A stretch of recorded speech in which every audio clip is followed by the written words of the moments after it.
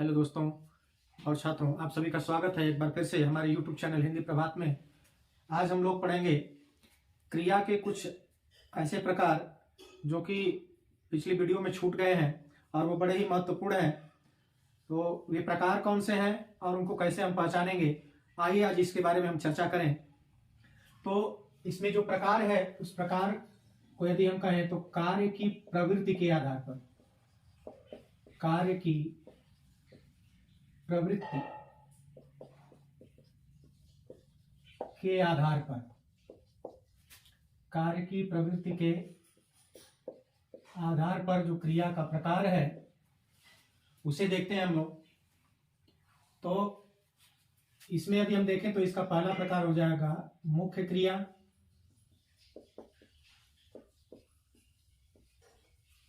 और दूसरा प्रकार है सहायक क्रिया।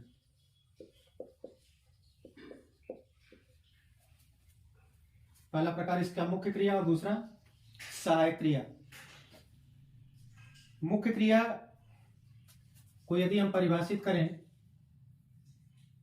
तो इसको सिर्फ पहचानने की एक ट्रिक है। जैसे कि हम क्या करें कि मुख्य क्रिया में ना जोड़कर,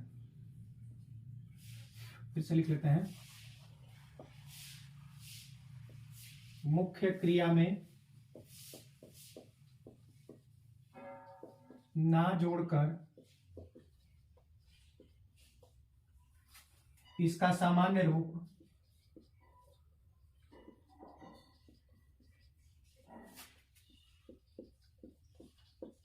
बनाया जाता है।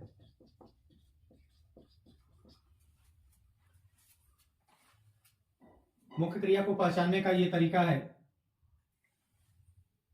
यह क्रिया मुख्य रूप से काम करती है और इसके बारे में हम देखें तो जैसे उदाहरण की बात करें, उदाहरण मान लीजिए वह सुबह से खेल रहा था। अब मान लीजिए ये क्या है, मुख्य क्रिया खेल। अब इसमें हम क्या कर सकते हैं, ना जोड़ करके खेलना, इसका सामान्य रूप बना सकते हैं, खेलना। तो यह क्या हो गई, मुख्य क्रिया। किसके आधार पर, कार्य की प्रवृत्ति के आधार पर, अर्थात मुख्य कार्य क्या है, खेलना। तो कार्य की प्रवृत्ति मुख्य रूप से जो दर्शा रही है वह क्रिया मुख्य क्रिया हो गई। दूसरी की बात करते हैं सहायक क्रिया। सहायक क्रिया एक तरह से तो काल को भी बताती है, काल बोधक भी होती है। इसका एक नाम और भी हम दे सकते हैं, काल बोधक, काल बोधक, और एक और नाम दे सकते हैं रंजक क्रिया। रंजक क्रिया समय को भी बताती है और मुख्य क्रिया कब समाप्त हो रही है इसको बताने का भी काम करती है। और रंजक क्रिया इसी को कहा जाता है क्योंकि क्रिया इसी के साथ तोड़कर समाप्त हो जाती है। जब समाप्त होती है तो व्यक्ति क्या करता है, आनंदित होता है कि चलो मेरा काम समाप्त हो गया, इसलिए इसको क्या कहते हैं, रंजक क्रिया, आनंद प्रदान करने वाली।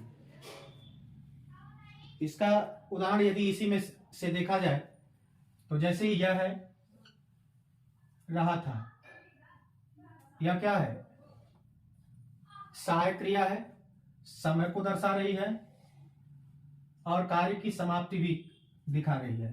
तो यह क्या है, सहायक क्रिया इसी को कह सकते हैं, या इसी को कालबोधक, या इसी को रंजक क्रिया भी कह सकते हैं।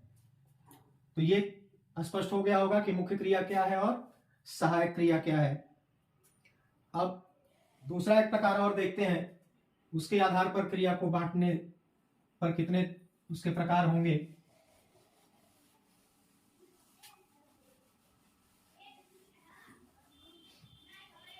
कार्य की प्रवृत्ति के आधार पर हमने देखा कि क्रिया दो प्रकार की है, एक मुख्य क्रिया और एक सहायक क्रिया। इसके बाद दूसरा प्रकार हम देखते हैं, वर्गीकरण करते हैं। तो यह हो जाएगी कि वाक्य की समाप्ति के आधार पर,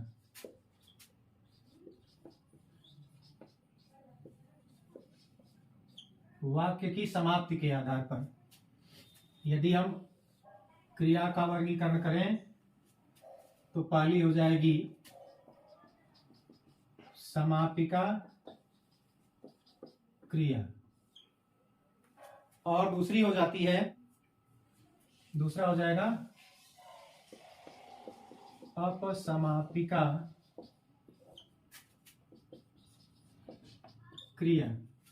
अब इसमें देखें, इसकी परिभाषा और इसकी पहचान यदि हम करना चाहें तो जो वाक्य के अंत में आकर वाक्य को पूर्णतया समाप्त कर दे, ये क्या हो जाएगा, जो वाक्य के अंत में आकर वाक्य को पूर्णतया समाप्त कर दे, वह क्या है, समापिका क्रिया है। वह समापिका क्रिया है। जैसे वह पढ़कर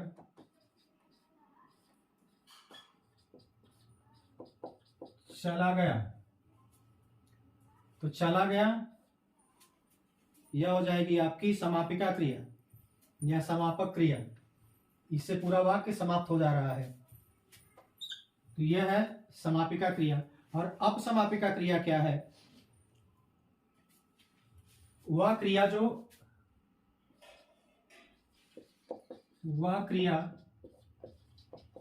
जो वाक्य के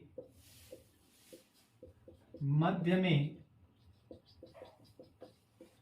आती है, वह क्रिया जो वाक्य के मध्य में आती है और वाक्य को समाप्त नहीं करती, और वाक्य को